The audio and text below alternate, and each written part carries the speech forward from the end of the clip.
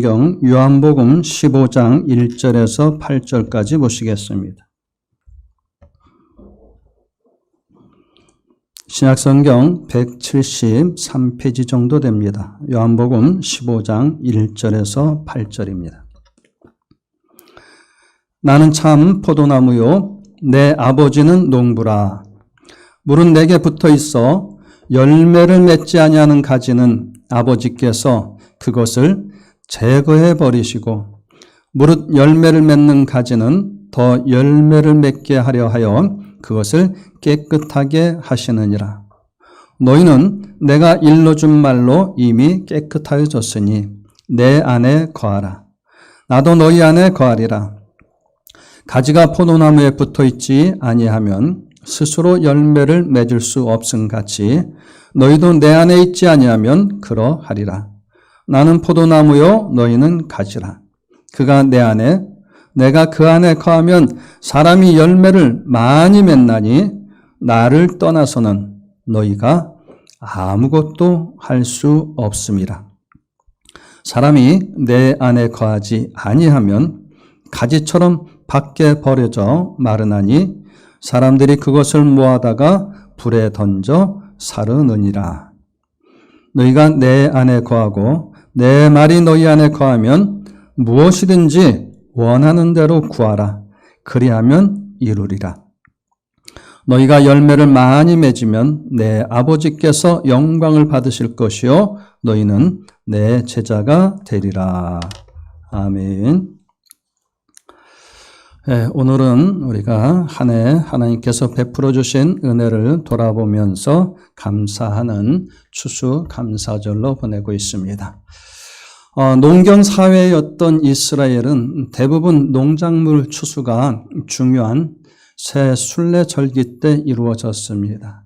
그래서 6월절에는 보리 추수를 하였고 또 오순절, 77절 또는 맥추절이라고 하죠. 이 6월에는 밀추수를 하였습니다. 그리고 10월에 초막절 또는 장막절이라고 하기도 하고요. 수장절이라고 하기도 하는데 바로 포도 추수를 기념하는 그런 절기였던 것을 봅니다. 그런 절기에서 우리가 유래하여서 하나님 앞에 한 해를 돌아보면서 오늘 감사절을 보내고 있고요. 그래서 여러분들이 감사절에 대해서 잘 알고 계시기 때문에 각 기관에서는 총동원주일로 이렇게 정해서 진행하고 있죠. 그래서 각 기관에서 최선을 다해서 회원 한 분 한 분 다 참석하게 하려고 노력하는 줄로 압니다만은 신앙은 강요될 수가 없기 때문에 그렇죠. 아무리 권고해도 또 사정이 있고 여러 가지 이유로 참석 못하는 그런 경우들이 있겠죠. 아무튼 오늘은 하나님 앞에 무엇보다도 우리가 많이 감사하는 날입니다. 그리고 또 세례 예식도 있고 성찬 예식도 있고 그래서 오전 예배가 매우 바쁩니다. 이게 다 분리해서 해야 되는데 한꺼번에 이렇게 하기 때문에 매우 바쁩니다. 오늘 말씀의 제목은 나는 참 포도나무다라는 이야기로 합니다. 참 포도나무와 가지의 비유라고 이야기할 수 있겠죠.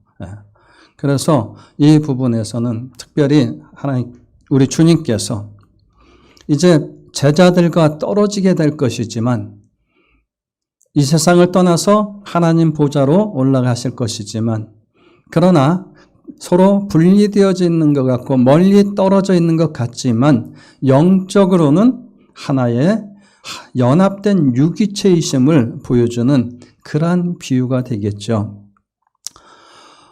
이는 당시 예수의 제자들뿐만 아니라 오늘날에 있어서도 예수님과 영적으로 연합을 이루고 있는 성도들의 상태를 보여주는 즉 저와 여러분 우리 모두가 예수님과 연합되어져 있는 상태를 보여주고 있는 매우 중요한 가르침입니다. 그 가르침에 오늘 일부분 8절까지만 읽었는데 8절까지 읽었습니다마는 오늘 말씀은 단 한 절, 1절에 나는 참 포도나무니라 하신 그 부분만 말씀을 오늘 드리도록 하겠습니다. 예수님께서 나는 무엇이다. 즉, 나는 참 포도나무다. 이렇게 나는 무엇이다 라고 이렇게 이러한 형태로, 이러한 양식으로 말씀하시는 소위 정언적 선포라고 하는데, 이런 선포는 예수께서 성부 하나님과 동일하게 자존성을 지닌 분이라는 사실을 그 신적 권위를 가지고 선언할 때 사용되어지는 것입니다. 신학 공부를 하신 분들이나 수요 예배 때 공부를 하셨던 분들은 나는 나다. 누구십니까? 나는 스스로 있는 자이다. 그래서 신학 공부한 사람들은 에고 에임이라는 그 언어를 기억할 텐데, 나는 무엇이다. 이것은 신적 권위를 나타날 때 사용하시더라는 것이죠. 이게 요한복음에 집중적으로 좀 모여 있습니다. 요한복음 6장 35절에 나는 생명의 떡이니라. 여러분 성찬식 할 때마다 읽어드리는, 봉독해드리는 성경 구절, 나는 생명의 떡이니라. 요한복음 8장 12절에 나는 세상의 빛이니라. 11장 25절에 나는 부활이요 생명이다. 이건 모두 예수께서 정언적인 선언을 하시는 거죠. 생명의 떡, 세상의 빛, 부활이요 생명이라. 그리고 오늘 본문에서는 요한복음의 마지막 네 번째인 나는 참 포도나무다라고 얘기합니다. 본문을 직역하면은 내가 그 참된 포도나무다라는 이 정관사가 붙습니다. 내가 그 참된 포도나무다라고 얘기하시는 거예요. 특히 여기 참된이란 말을 사용하신 것은 하나님께서 심으신 포도나무인 이스라엘과 참 포도나무인 자신을 의도적으로 대조시키기 위해서 말씀하고 계신다는 겁니다. 자, 오늘 말씀의 포인트는 예수님께서 나는 참 포도나무라 하셨는데 그냥 포도나무라 하지 아니하시고, 여러분 얘기는 이거거든요. 포도나무가 있어요. 포도나무의 가지들이 여러 개 있단 말입니다. 그런데 여러분 이 가지가 포도나무하고 분리가 되면은 포도 열매를 맺을 수 있나요? 없다는 말씀을 하시는 거예요. 그래서 열매를 맺으려면은 그 나무에, 포도나무의 가지가 연합되어 붙어 있어야 된다는 거예요. 그래서 예수님은 내가 포도나무인데 너희는 가지고, 그러니까 너희가 나에게 연합되어져 있을 때, 이 나무에 연합되어져 있을 때 너희는 열매를 맺을 수 있다. 그런데 이 나무에 연합되어져 있는 가지임에도 불구하고 열매를 맺지 못하면 하늘에 계신 아버지, 농부이신 아버지가 그 가지를 잘라버린다. 분리시켜버린다. 그리고 여기에 붙어 있으면서 열매를 맺는 가지는 더 많이 열매를 맺을 수 있도록 깨끗하게 해준다. 소위 말하는 우리 가지치기 이렇게 생각할 수도 있는데 이 이야기를 하고 계시는 것이거든요. 그런데 특이하게 그냥 내가 포도나무니, 예를 든다면 나는 포도나무고 너희는 가지니까는 내게서 떨어지지 말라. 이렇게 말씀하시면 되는데 예수님은 오늘 본문 1절에 내가 참 포도나무다 해서 참이라는 단어를 붙이셨다는 거죠. 왜 참이라는 단어를 붙였느냐? 이것은 이스라엘 민족과 구분시키는 것이다 하는 얘기입니다. 이 팔레스틴 지역의 특산물이며 매우 흔한 식물이기도 한 포도나무는요, 이스라엘 백성들에게 매우 특별한 의미가 있습니다.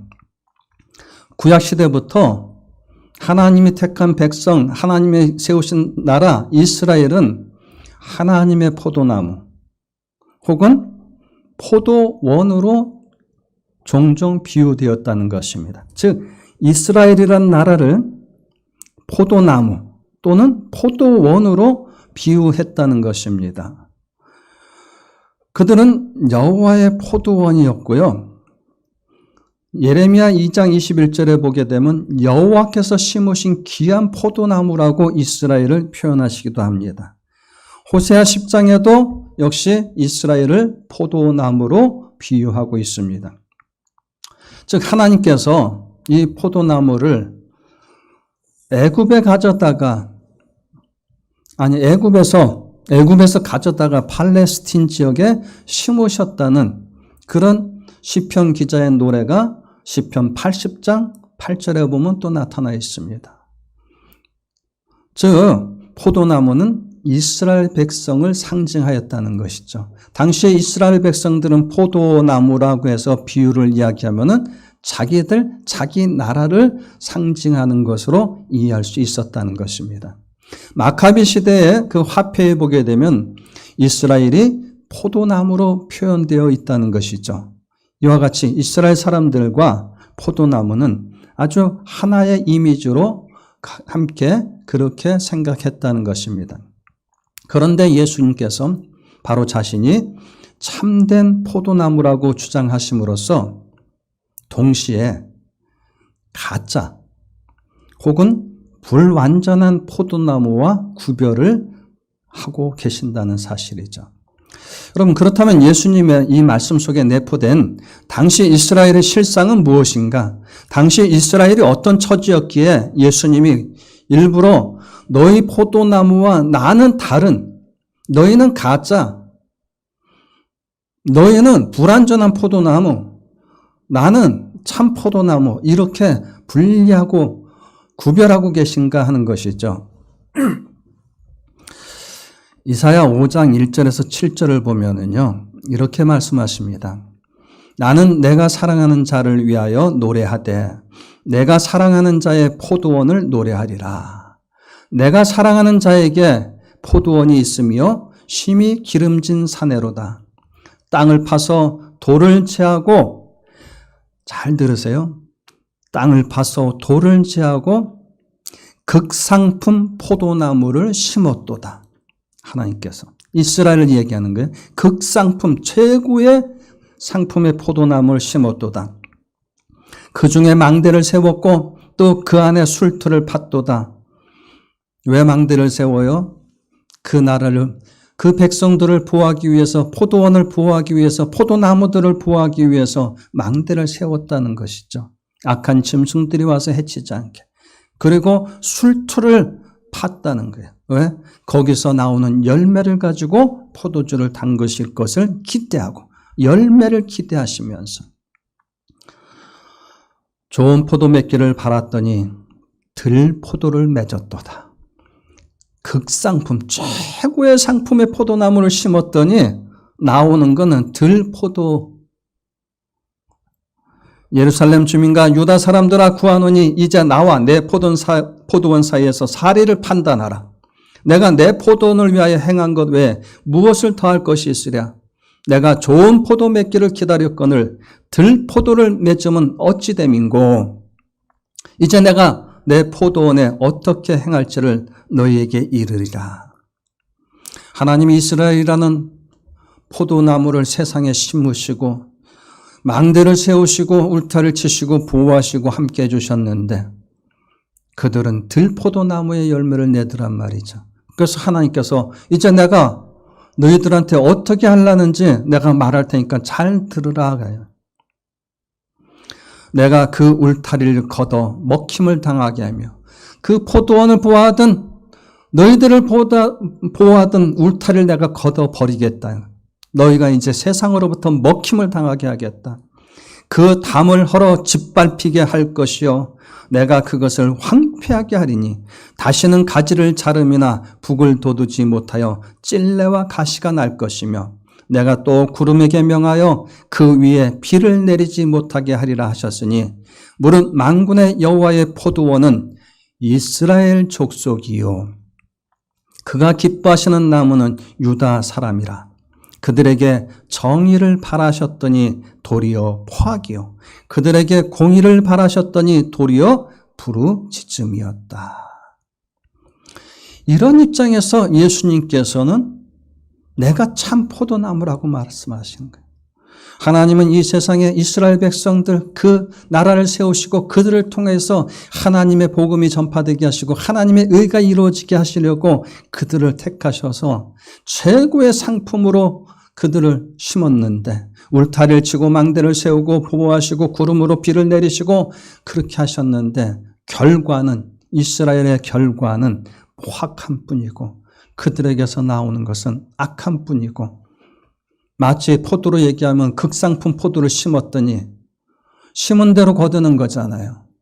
콩 심은 데 콩나무, 팥 심은 데 팥나고 최고의 씨앗을 심었으면 최고 것이 나야 되는데 희한하게도 들포도가 나더라. 그래서 나는 이제 너희들을 보아든 담장이고 뭐고 다 헐어버릴 것이고 너희들이 마음대로 침략당하게 하고 먹히게 할 것이고 아예 내가 너희들에게 비도 못 내리게 구름에게 명하게 할 것이다. 내가 말하는 포도원은 이스라엘 족속이고 내가 말하는 나무는 유다 사람들, 내 백성들이다. 그러면서 이 이야기에 대해서 내가 정의를 바랐더니 악이 나오더라 라고 말씀하십니다. 그래서 여러분 오늘 시작이 나는 참 포도나무다. 왜? 그냥 포도나무라고 하면은 지들과 동급으로 생각할까 봐. 그래서 하나님은 이스라엘 민족을 통해서 세계 복음화를 이루어 가시던 그 길에서 참 포도나무인 예수님을 당신의 아들을 이 땅에 다시 심은 것이죠. 그들은 자기들을 구원하신 여호와의 기대에 전혀 부응하지 못한 불완전한 포도나무였던 것입니다. 구약에서 포도나무의 상징이 언제나 타락의 개념과 함께 쓰이고 있다는 사실은 의미심장한 것입니다. 이사야 선지자가 노래하고 있는 여호와의 포도원에 나타나는 그 중심 사상은 이사야서에 나타나는 것은 포도원이 황무하게 되었다는 이야기를 합니다. 예레미야 선지자는 이스라엘이 야생의 포도나무, 들포도나무로 태화되었다고 예레미야 2장 21절에 탄식합니다. 호세아 선지자도 호세아 10장 1절에 보면은 헛된 포도나무라고 한탄하는 것을 봅니다. 그래서 이러한 사실들을 고려할 때 예수께서 자신을 참 포도나무라 칭하신 의미를 우리는 분명히 확인할 수 있습니다. 이스라엘 민족은 하나님께서 기뻐하시는 열매를 낼 수 없는 포도나무라는 것입니다. 여러분, 유대인이라는 사실, 혈통적으로 아브라함의 자손이라는 것으로 하나님께 나갈 수 있는 사람은 아무도 없습니다. 하나님께서는 아무도 민족 혹은 혈통으로서 그들을 택하지 않습니다. 오직 참 포도나무인 예수 안에서 개별적으로 만나는 것이 그분의 뜻입니다. 그래서 바울은 로마서 28장 29절에 표면적 유대인이 유대인이 아니라 오직 이면적 유대인이 유대인이라 이렇게 말합니다. 즉, 이 시대 저와 여러분, 교회를 다닌다고 해서 우리가 포도나무는 아니라는 것입니다. 교회를 다닌다 하여도 열매가 없으면은 우리는 제하여 버리고 그래서 불에 태움을 받게 된다는 것이죠. 교회를 다닌다는 사실이 중요한 게 아니라 예배하고 헌금한다는 사실이 중요한 게 아니라 내 삶 속에서 그 하나님의 말씀이 실제적으로 실행되어지고 열매를 내어야 한다는 것이죠. 여기 열매가 무엇인가 너무 광범위해서 오늘 그 얘기는 아니하겠습니다만 나름대로 여러분들의 마음에 오는 감동되어지는 열매들을 여러분들 생각해 보셔야 됩니다. 추수감사절에 추수할 것은 열매가 있어야지 추수할 거 아니에요? 그러니 내 인생에 올 한 해에 어떤 열매가 있었는가? 그래서 본문은 우리에게 경고하고 복음을 선포하고 두 가지로 나타납니다. 그 경고함을 보면은 첫째는 열매가 없는 가지는 아버지께서 제하여 버리신다는 겁니다. 둘째는 우리는 스스로 열매를 맺을 수 없다고 말씀하시고 세 번째로 우리가 주를 떠나서는 아무것도 할 수 없다. 네 번째는 우리가 주 안에 거하지 않으면 불에 던져 사름을 받는다라고 주님과 연합되어야 할 것에 대한 분리되었을 때 나타날 일에 대해 엄중히 경고합니다.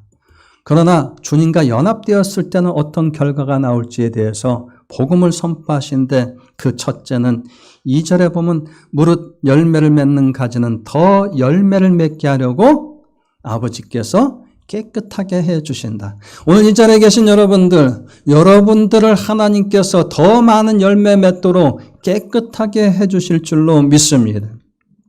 두 번째 복음은 우리가 주님 안에, 주님께서 우리 안에 거하시면 열매를 많이 맺게 된다는 것입니다. 여러분, 주님 안에 잘 거하셔서 열매를 많이 맺으시기 바랍니다. 그것이 5절에 이야기하고 있어요. 셋째는 7절을 보면은 무엇이든지 원하는 대로 구하면 이루어질 것이라. 그리고 8절에 보면 우리가 열매를 많이 맺으면 아버지께서 영광을 받으실 것이고 그뿐만 아니라 우리는 주님의 제자가 된다고 했습니다. 여러분, 참 포도나무에 잘 붙어 계시겠지요? 지금까지 참 포도나무에 잘 붙어 계시죠? 예수님께 잘 붙어 계신 줄 믿습니다. 그러면 여러분들이 참 포도나무에 예수님께 잘 붙어 있었다면 여러분의 삶 속에는 반드시 여러분들이 확인할 수 있는 열매가 있을 것입니다.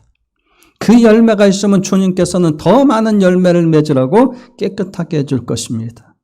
또 여러분들이 많은 열매를 맺었다면 분명히 주님께서는 영광을 받으셨고 하나님께서 영광을 받으실 뿐만 아니라 주님의 제자라고 인정을 받았을 것입니다. 성도 여러분, 이 땅의 삶을 다한 후에 참 포도나무에 붙어 있긴 했으나 열매가 없다고 해서 불에 던져지는 자가 되어서는 안 될 줄 압니다. 우리는 이 땅에서 예수님과 함께 있음으로 말미암아 많은 열매를 내서 하나님의 기쁨이 되고 주님의 제자로서 인정받고 그렇게 주님과 함께 사는 삶을 더 힘써 살아가야 될 줄 믿습니다. 내년 추수감사절이 오기까지 우리는 최선을 다해서 참 포도나무에게 붙어 있어야 될 줄 믿습니다. 참 포도나무의 가지로서 반드시 열매를 내는 모두가 되길 주님의 이름으로 축원합니다.